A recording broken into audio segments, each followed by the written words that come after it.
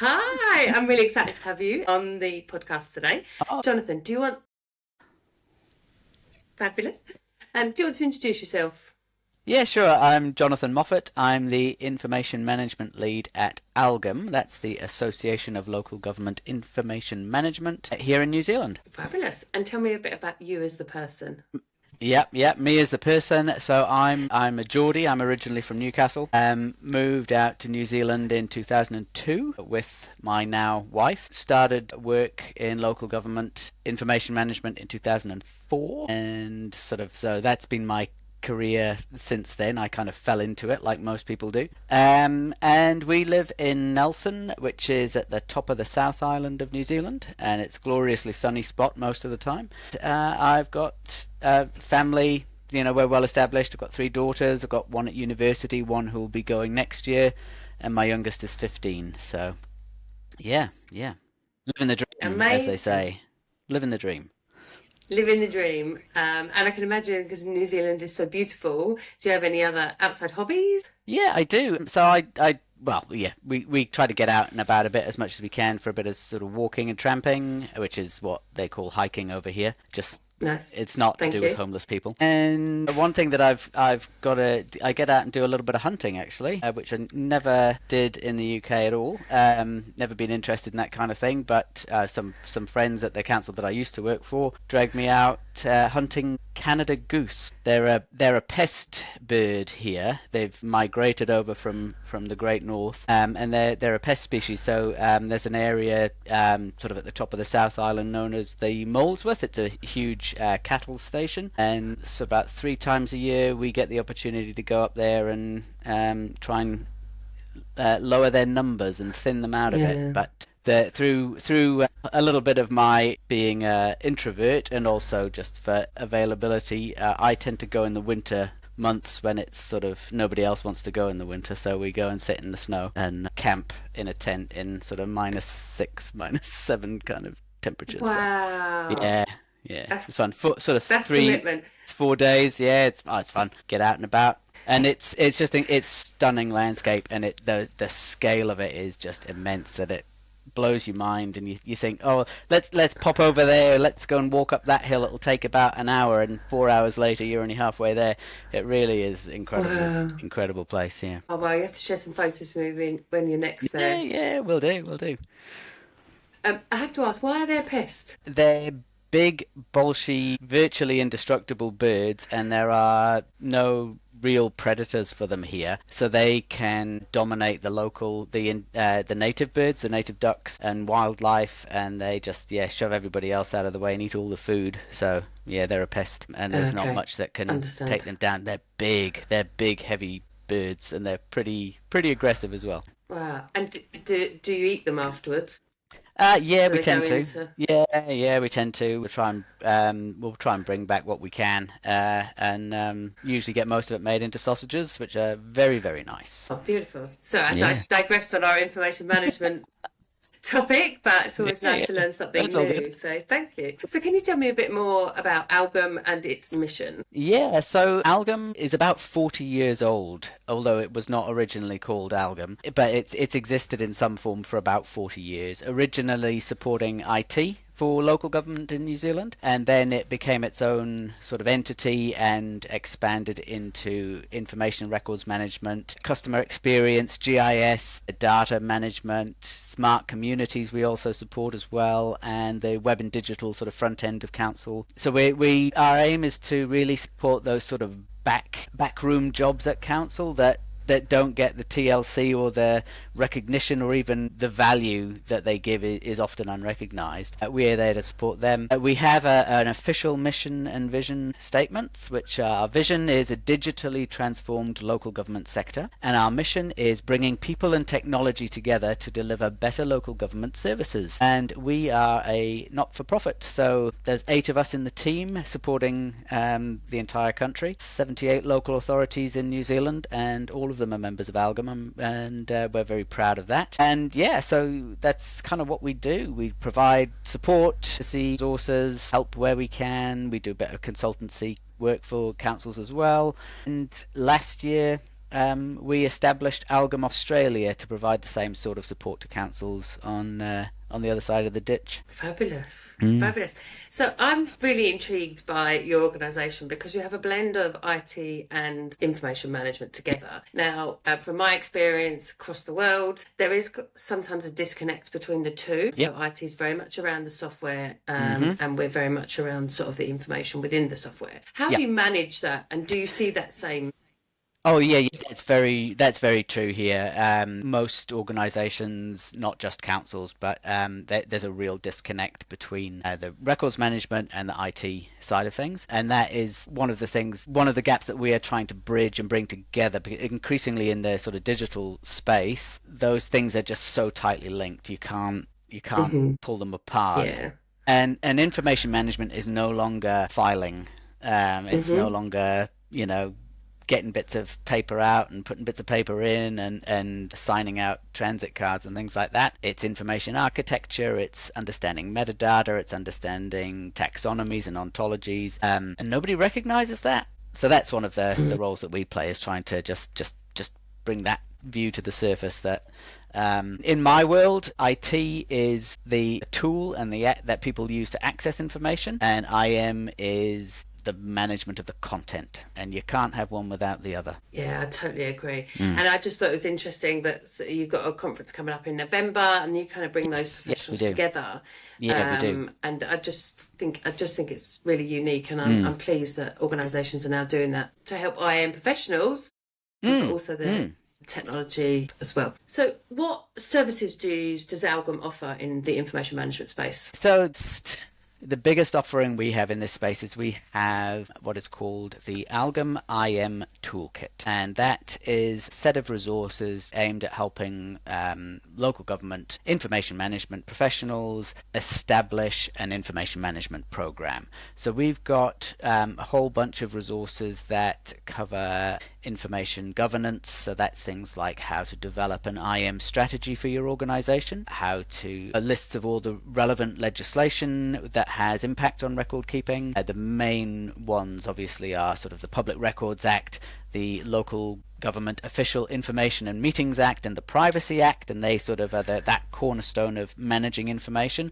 But certain bits of legislation have their own, bespoke impact on information management. We also have lots of fact sheets. We have got a module around how to build your IM team, and that ties into the Sphere skills framework. And we've got a template taxonomy, a template disposal schedule that councils can pick up and use. They adapt it for their own specific organisation.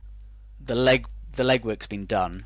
We've got template policies, procedures, things like that, so people can pick it up and run with the program. So that's our biggest sort of help. And when I was in local government, that was invaluable to me. So I'm very pleased to have the opportunity to take that on its journey to the next level. We provide training in information management, and we have an awesome trainer who's very well known in New Zealand, Kerry Siatiris. She's a fantastic. She's just knows everything about everything to do with IM, and our training for local government has proved so popular that we have people from sort of central government and other associated agencies are coming to us to get their IM training, because there's some gaps there. We've also recently started providing Microsoft 365 training with a certain organisation that you might know called Leadership Through Data. And we're really pleased to have that partnership up and running, because again, just a huge gap for people, and everybody's working in Microsoft and SharePoint at some level, whether it's their actual content management or they're using Teams or whatever. We do a lot of advisory and consultancy work. We hold webinars, and as you mentioned before, we have an annual conference which has a dedicated information management stream where we'll try and bring in workshops. And our most popular slot at the conference is a thing that's we call the IM roundtables, which is basically a chance for we'll pick, I don't know, maybe 4 or 5 hot topic issues, and people will circulate around the tables, and it's a really good opportunity for the delegates from the councils just to talk amongst themselves about what they're up to, what challenges they've got, how they're dealing with them, sharing knowledge, and just building that connection across the organisations, which is a fantastic benefit for that kind of thing. A lot of councils in New Zealand are quite small and really lacking in resources, and they may have IM teams of like 1 or 2 people, and it's very easy to feel isolated and that you're on your own and you're doing this and there's no support around you. Having that ability to talk to other people and share the stories and make the connections and make the contacts and realize that you're not actually alone and everyone's fighting the same fight is, yeah, it's really uplifting, and it's great to be part of that. Yeah, and it's amazing, and that is invaluable. And those sharing best practices, discussions, because that you can offer training from principles or best practices, but actually having that discussion with somebody that's in the same situation or has been there, that you need to progress, and you can have those shared experiences from their mistakes or from their challenges, and the things that they've done that worked well. Yeah, and I'm a huge advocate of that. So I think that's awesome. And sometimes it's someone who you can sort of offload to a bit and share a bit of frustration, and you know that they're going to understand what you're talking about, rather than offloading at your family or your friends outside of council who might not really care about records. Agreed. So let's flip that from IM now into your technology area. So what do you do to support local government in delivering services better through technology? Yeah, so we are sort of technology agnostic. So we promote best practice, we promote standardization of processes and things like that. But we have got a number of organizations in New Zealand and Australia who partner with us to provide services to local government. And one of the roles that we can assist in is sort of group buying. License costs can be reduced if a group of councils are prepared to sign up to a particular vendor for a particular product. So we can facilitate that kind of access. Again, with resources and money effectively being as tight as it is, there's real benefits to be made there. And again, just that sharing of understanding of what's out there. We can do some of the research for people. We've produced white papers and bless you. We've developed white papers and things like that. So we can provide that support and guidance and advisory services as well. Brilliant. Thank you. So what are some of the key issues that you're currently facing in information management in New Zealand? Well, some of these are probably the same across the board. Budgets and resourcing is a continual fight, particularly with the economic climate at the minute. People are having to cut costs where they can, and there are a number of organizations and in councils particularly who have got a very high staff turnover, so maintaining the integrity of the information management platform and program that's in place can be damaged just by the brain drain of people leaving the business and new people coming in without perhaps understanding the context of what's happened before.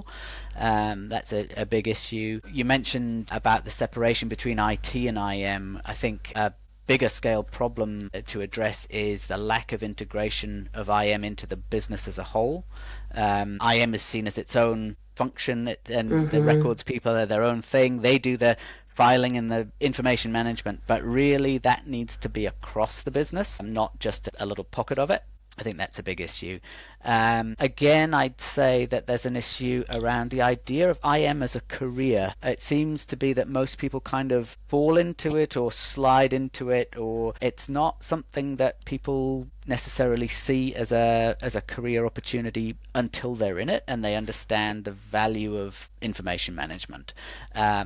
Kids don't leave school thinking, I want to work in IM, I want to be a records manager. It's something that you fall into and then you realize how big it is and how important it is, particularly in local and central government, where it has a real impact on people's access to democracy, people's freedom of information, privacy, things like that.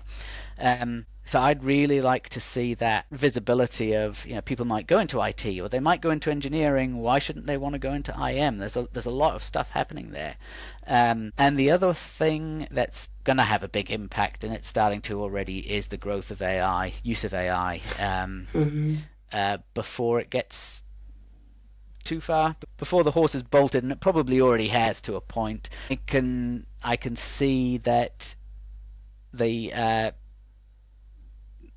could be messaging coming around about replacing IM people with AI tools, because AI can interrogate vast volumes of data much quicker than a human ever can, but they don't understand the context and some of the rationale behind decision making on some things. And I think that's a dangerous place, that the idea of people using AI to generate content without checking it leads to poor decision making, and it has longer term implications. And of course the ability for AI to grow with bias, misinformation, disinformation, and all of that kind of stuff, I think there's a lot of potential problems there. I think it can be a great tool when used for good, but it can also be used for bad, or used out of ignorance and cause a lot of damage. Yeah, agreed.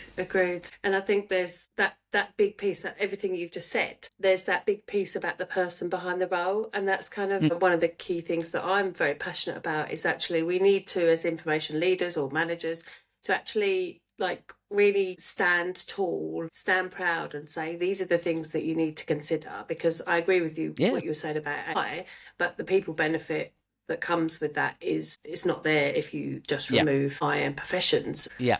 And what we see here, I don't know if you've seen this in other places, is a lot of the people who work in information and records management have been old school records people who are maybe not as comfortable in that digital world and not as up to date in things like AI. It's not a comfort zone spot for them. So to advocate IM when you're maybe not fully understanding the implications of some of the new technology, I think gets very hard. And again, that comes back to that sort of career progression, succession planning as well. Who's coming in to fill in the gaps. IM folk tend to be poorly paid, poorly recognized, poorly valued, and you may have a real interest in it, but if you get an opportunity that's going to pay you better bucks somewhere else, you're probably going to take it. And who wouldn't? No, we do. And it's the love of what we do. And I definitely think that is something that our profession, they stay in it because they love what they do. And that can be taken for granted.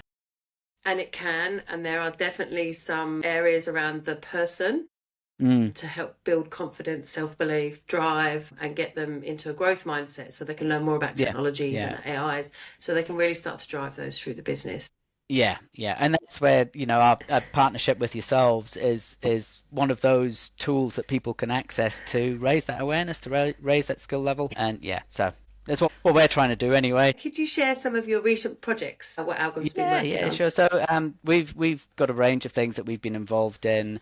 We're really keen to promote council projects, council innovation, and I know that the conference that we hold every year, we have Project of the Year awards in the different disciplines that we have. So we really like to see that kind of thing come about. But we do have our own projects as well. So in the IM space specifically, I have a regular liaison with Archives New Zealand, who in New Zealand are the regulator of the Public Records Act. They have a mandate around central government, but they're a bit more hands-off on local government, so there's a bit of a disconnect there, so I'm trying to plug that gap. We're really trying to promote our support and networking channels using things like Yammer communities, although I think it's now Viva Engage, but using those kind of platforms to get people chatting online when they can't talk in person. And we, working with a sister organisation in the UK, Socatum, we developed an AI acceptable use policy, which has been adopted by a number of councils around the world now. So that was an awesome piece of work to be involved in. Yeah, brilliant. I've got so many more questions for you. We're going to have to do a part 2. Yeah, happy to. Fabulous. Okay. What role does innovation play in ALGM's approach for information management? It plays a big role because it has to. We're a small team. There's 8 of us supporting the entire country, and we all come from different backgrounds and have different sort of strengths in our different streams, and that includes our HQ team as well. So we have to innovate because there's not enough hours in the day to do everything we need to do. And as we are a registered charity, so we do not work for profit, so we cover our costs. So we're not floating in money. We're not Scrooge McDuck jumping into the pile of coins to pay for all of the stuff that we'd love to do. So we have to be innovative, and a lot of that innovation comes in the partnerships that we can make with people to help us provide better services, better solutions to our bread and butter, who are our councils. And they don't have a lot of money either. They don't have a lot of spare cash because that's all coming from ratepayers. So anything that we can do smarter to help them work smarter is going to go down well.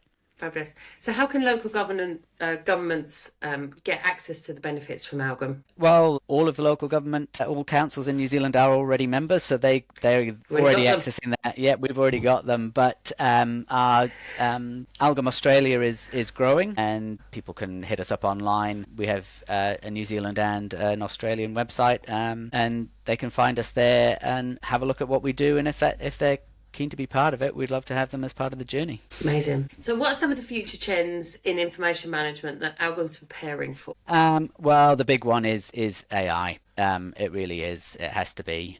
Other than that, we are starting to provide a lot more advice on 365 tools, particularly Teams, that sort of distinction between chats and channels, and where are those doc libraries when you set up a new team, all of those kind of questions.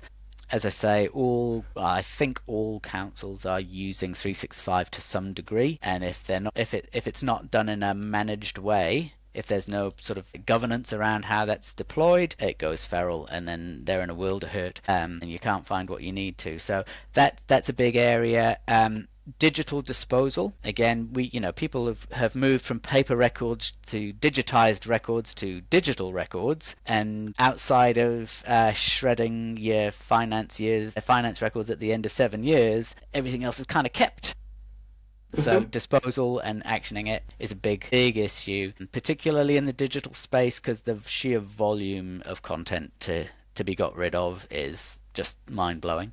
Digital archiving as well. We have a number of sets of records that their disposal action will be to archive. I think an awful lot of organizations just mean that that's just keeping it in your EDRMS where it was when it was a record. There's no distinction to turn it into an archive. So I think that's going to become digital archiving, digital preservation. Yeah, a lot of work going on in that space as well, or there will be. Fabulous. And finally, you've made lots of reference to the courses that we run together. How can local governments access those? Best place to access those is through the ALGM website. So that's algm.org.nz or algm.org.au, depending on which side of the Tasman Sea you're sitting on. Yeah, just follow your nose through the navigation to the training, and you will see all of our training options there. And we've got a fantastic trainer based in New Zealand who's delivering that for us.